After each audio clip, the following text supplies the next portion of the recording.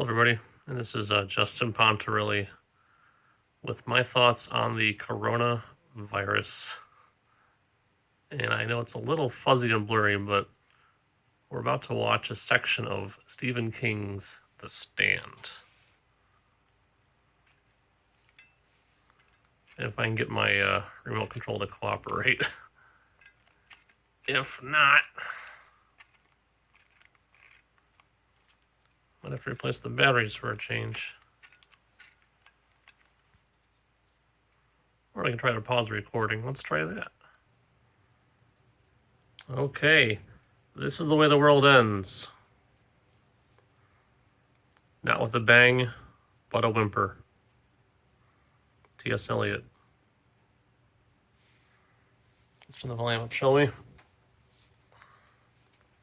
Sorry, guys, I'm kind of manually handling this thing here.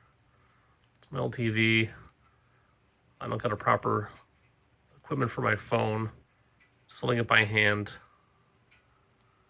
So you're getting a little commentary as we watch. This is U.S. government reservation. Absolutely no trespassing. I'm not sure how the virus got started in China, but I imagine something like this. Here's the bird who represents the villain. If you know anything about the book or the movie, well, you know who we're talking about. Stephen King's The Stand.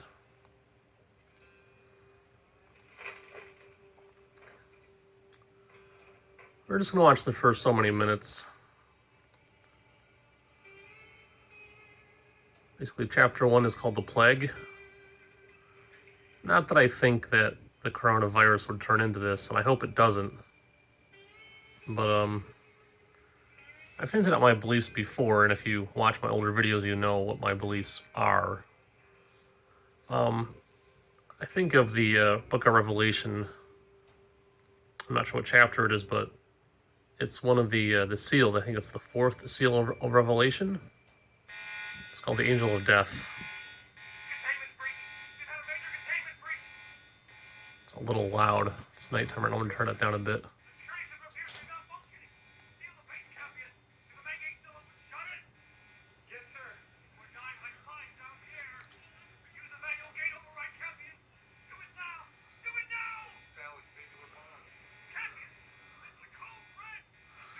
So basically, this guy's the gate guard, and he was ordered to seal the base, basically to close the gate so no one can get off the base.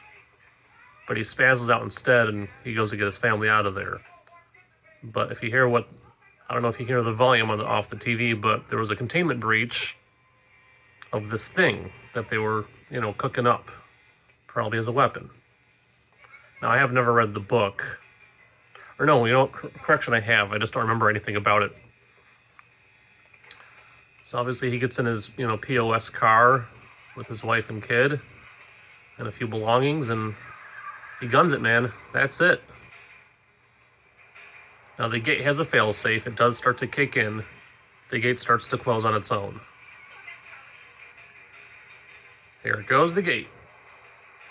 But this guy does not care. He knows what's going to happen. He knows what's going on.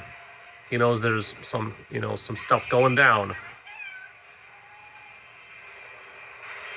And that's it.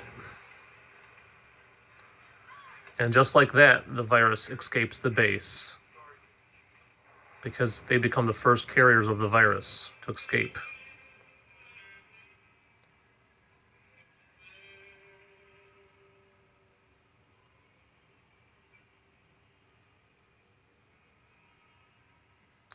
And let's watch. I'm going to pump up the volume a little bit on this thing, guys. Can't do it too much. It's nighttime and people are trying to sleep, so. But we can do a little bit.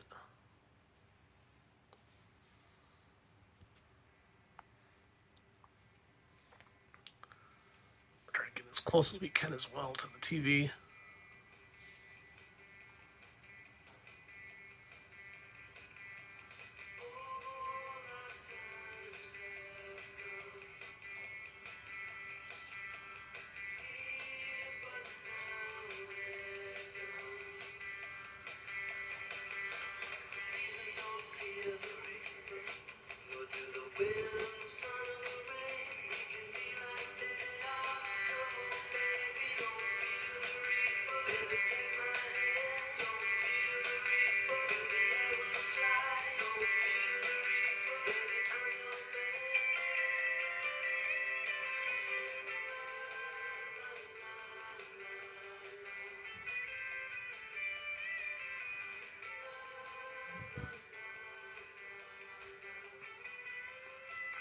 Maybe a little too loud for my family.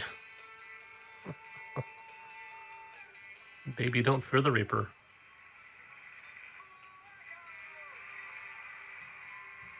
When I was a kid, this was a very scary movie as far as I was concerned. At this point, it's just something I've been thinking about this movie a lot now that this coronavirus is becoming a thing to think about.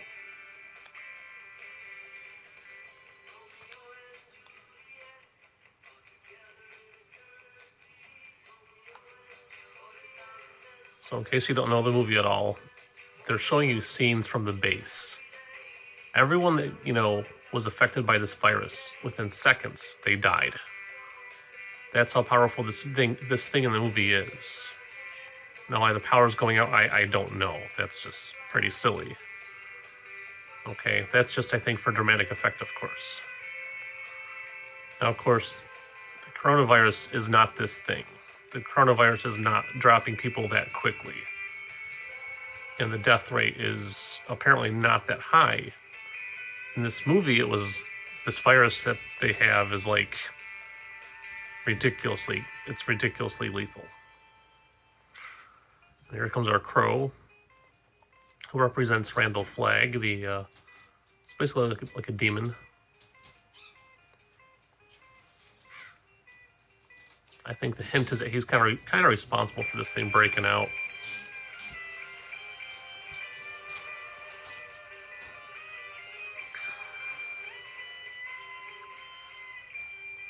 Here we are at Haps Service Station. I think it's supposed to be like in Arlene, Texas. Oh, sorry, Arnett, Texas. My apologies. Here's our main characters, or at least some of them anyway. Well, really, the first guy up front is the main character. These other guys dropped dead in the movie.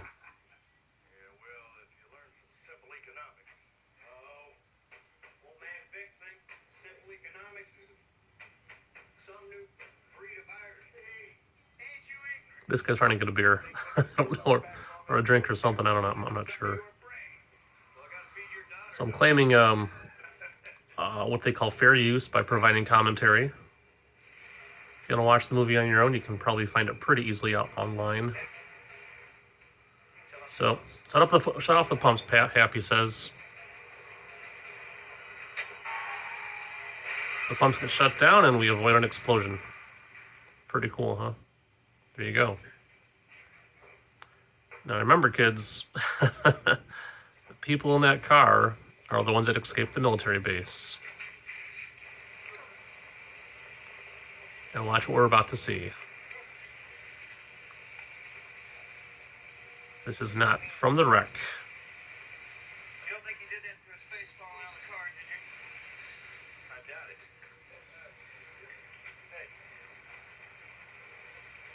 Hey, just take it easy. Phone rescue services in Braintree now. Hurry up, go on. So they could basically call the ambulance, local hospital.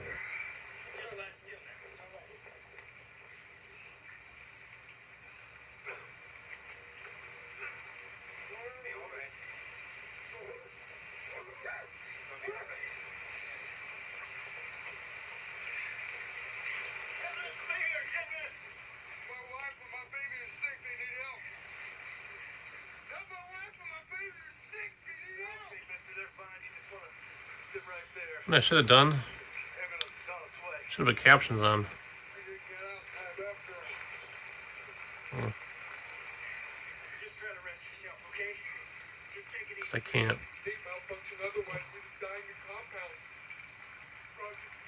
Bummer.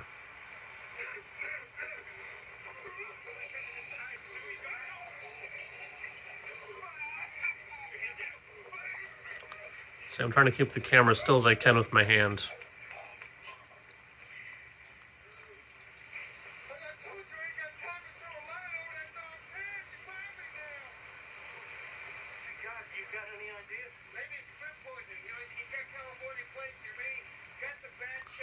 So this guy's went from California all the way to Arnett, Texas.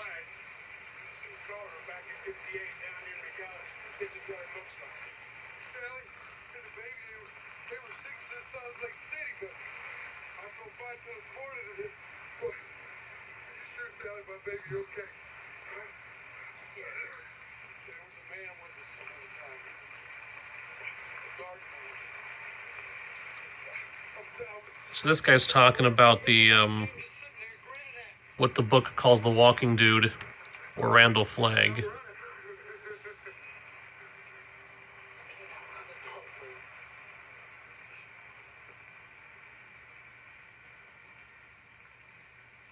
So that's it. He just drops dead right there. He's dead.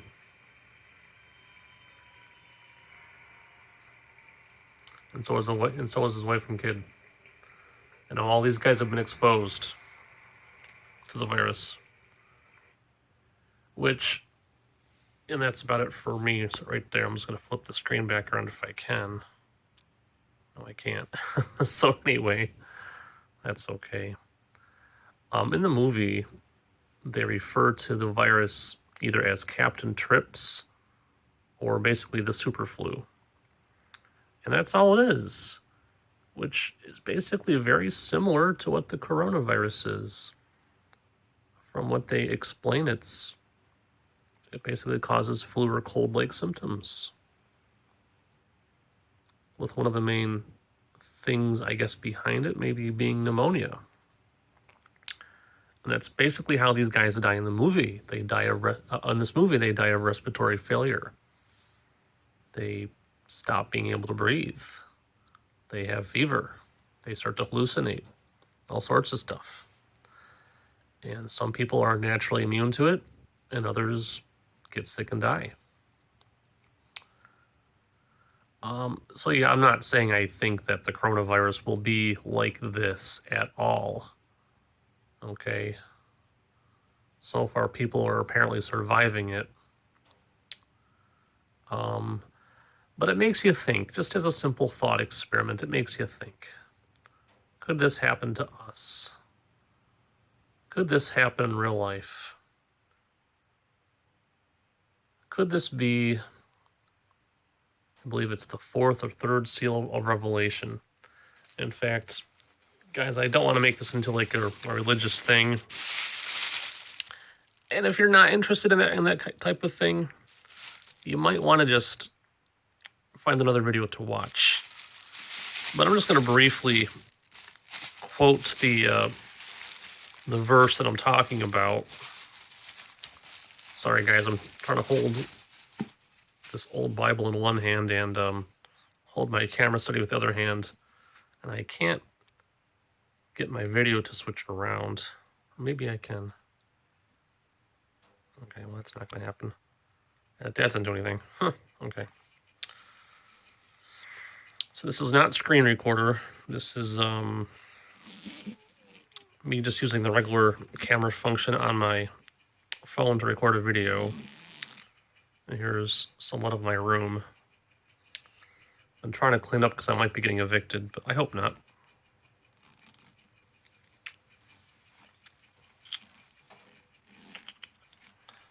Okay, guys, bear with me, please.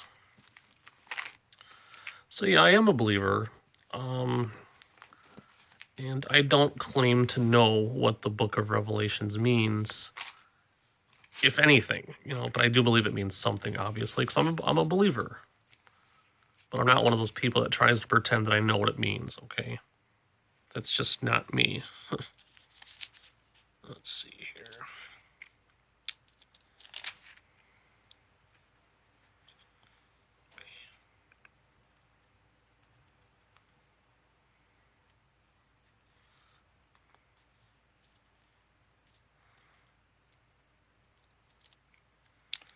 So I'm looking through, and okay.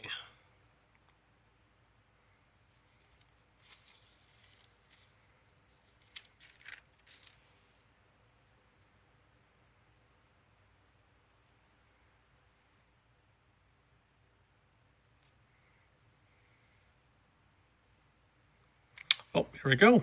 Okay. Revelation chapter 6. I'll start reading from the beginning. This is from the King James Version, so please forgive the language for being a little weird. And I saw then... Oh, sorry. And I saw when the Lamb opened one of the seals, and I heard, as it were the noise of thunder, one of the four beasts saying, Come and see. And I saw, and behold, a white horse, and he that sat on him had a bow, and a crown was given unto him, and he went forth conquering and to conquer. And when he had opened the second seal, I heard the second beast say, Come and see. And there went out another horse that was red, and power was given to him that sat thereon to take peace from the earth, and that they should kill one another. And there was given unto him a great sword. And when he had opened the third seal, I heard the third beast say, Come and see. And I beheld, and lo, a black horse, and he that sat on him had a pair of balances in his hand. And I heard a voice in the midst of the four beasts say, A measure of wheat for a penny, and 3 measures of barley for a penny, and see thou hurt not the oil and the wine. And when he had opened the fourth seal, I heard the voice of the fourth beast say, Come and see. And I looked, and behold, a pale horse, and his name that sat on him was Death, and hell followed with him, and power was given unto them over the fourth part of the earth, to kill with the sword, and with hunger, and with death, and with the beasts of the earth. So I'm not going to say that the coronavirus is part of the fourth seal of Revelation. I don't pretend to understand it. I don't pretend to know exactly what it is. But you can look up the four horsemen of the apocalypse online. You can look up information about the fourth seal. I was reading from chapter 6 of Revelation in the Bible, if you're interested to read about that. And, it doesn't say that a fourth of the earth is, killed. It just says the horseman has the power to kill that many. Now, in Stephen King's The Stand, the virus absolutely wipes out basically everyone it comes in contact with. Okay? The guy in the scene who survives is the one on the ground holding the victim who just died. So he's got the closest contact. He's the one that lives. Okay? It's probably just a coincidence, but, notice the others are really afraid.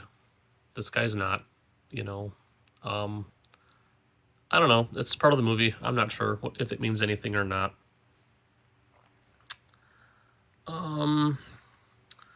As the song goes in the beginning, don't fear the reaper. I don't think this is a situation for us to panic about. But if you're a believer, it is something to pray about. And if you're not a believer, wash your hands, eat healthy. That's all. And if the worst case should happen, try to live the rest of your moments knowing that you lived as well as you could, and make peace with those you love if the worst case should happen.